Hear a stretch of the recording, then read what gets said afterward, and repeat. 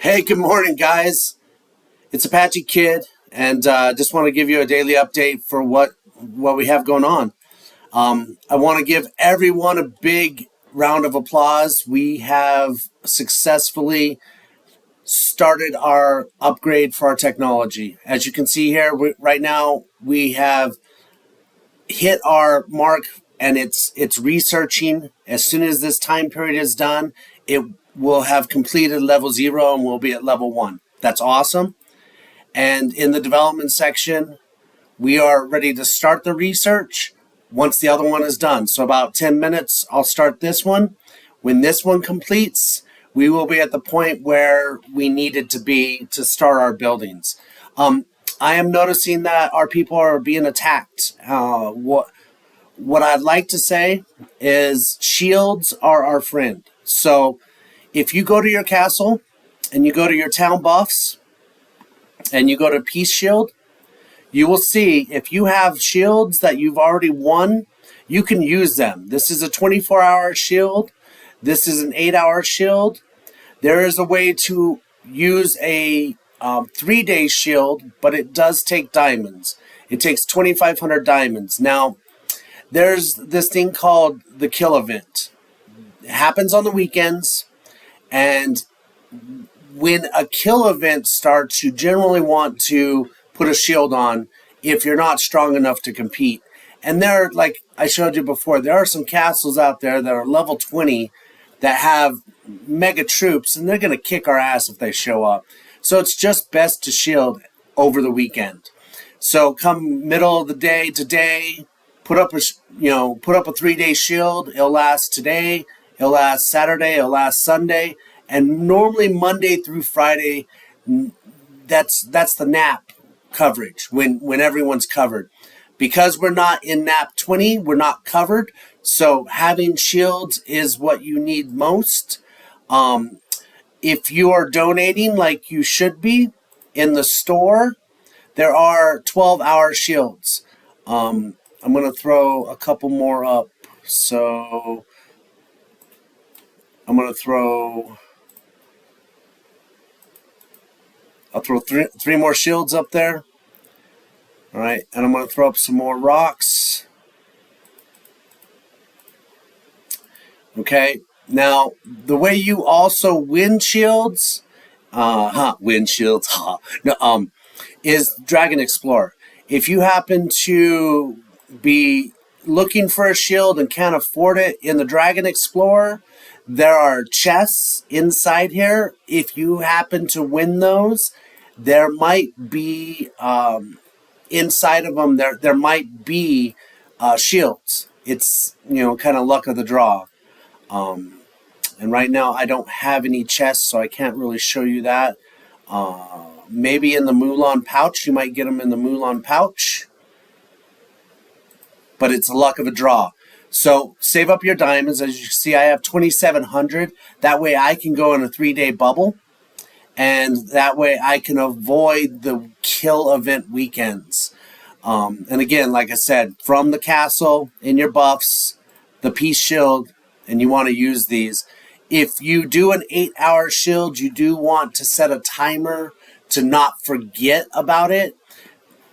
It requires a lot of work. Now, some of the things that I want to go over for keeping your castle, avoiding damage from your castle, is keeping these resources low.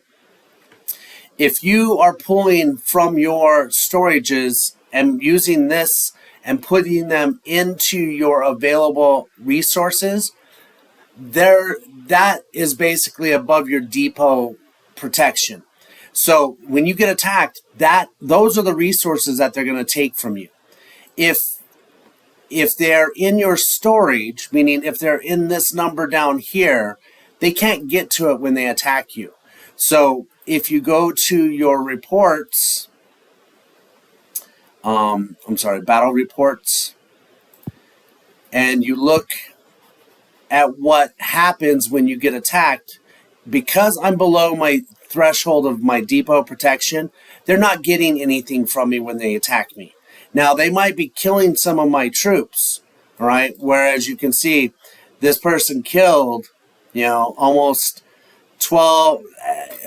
injured almost 20,000 of my troops.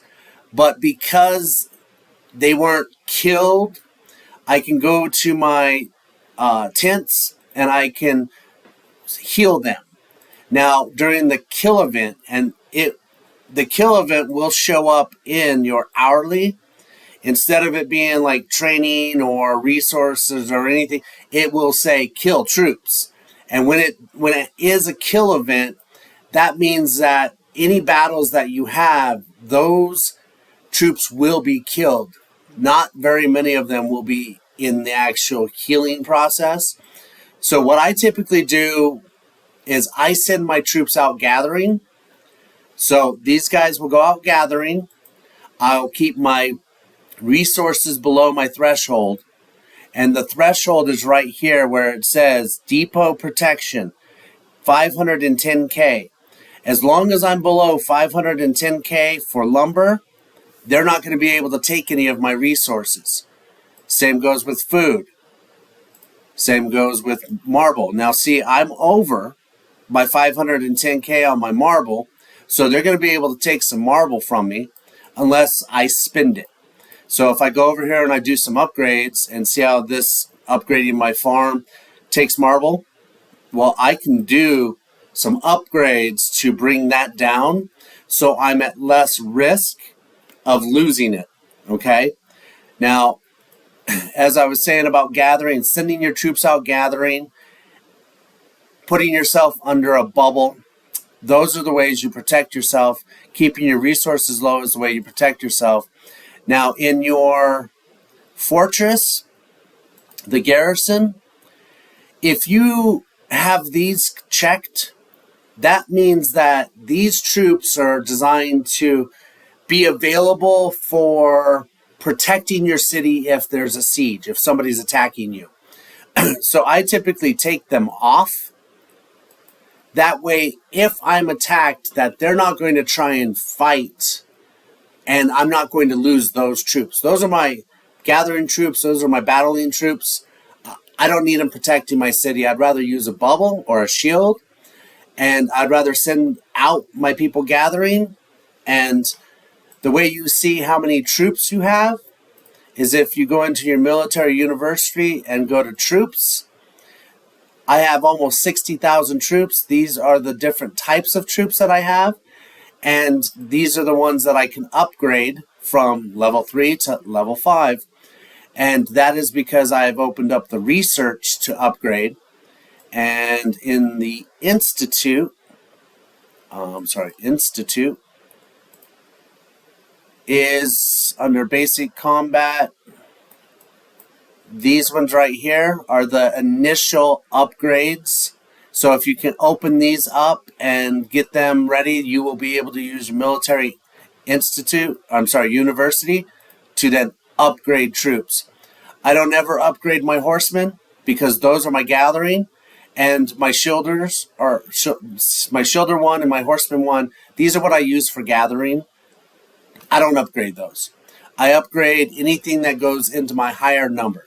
So if I had T6s, I would be pushing anything lower in that style of troop to the highest troop available. So I only have elite bowmen right now, which are level 5. So that's why I'm pushing my elite bowmen, my light bolters up to them. That's a quick run through. As far as the Fierce North, I sent them an email yesterday asking them to let us build on the bottom half of this stadium. They replied back, not really concerned about making agreements, so we'll see what will transpire from it. But I can tell you at this point, they've stopped building. So as soon as we get our stone and as soon as we get our research done, we will put our command center out. And once we put our command center out, we'll start to build our watchtowers and we'll start to compete in the Dragon Relic.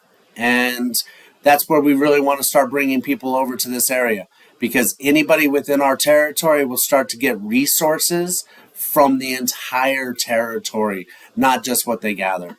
All right, guys. Well, I hope that was helpful. I tried to be as quick as I can. And if you have any questions, hit me up in the chat, okay? All right, guys. Patchy Kid out.